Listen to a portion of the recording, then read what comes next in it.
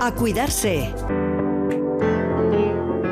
Me encanta el invierno, abrigarse, el frío, la nieve, el momento de juntarse con la familia, con los amigos, un buen libro, una mantita, una serie. Pero lo que no me gusta de esta estación es que inevitablemente vuelve la gripe. Es un virus respiratorio que afecta a nariz, a garganta y a pulmones.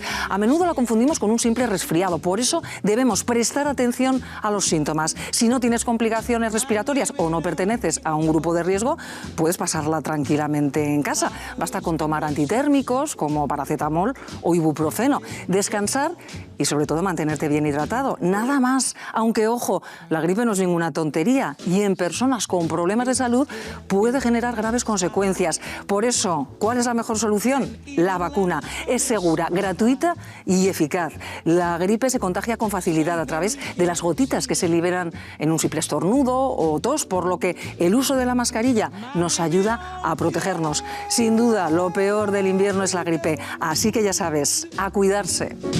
A cuidarse.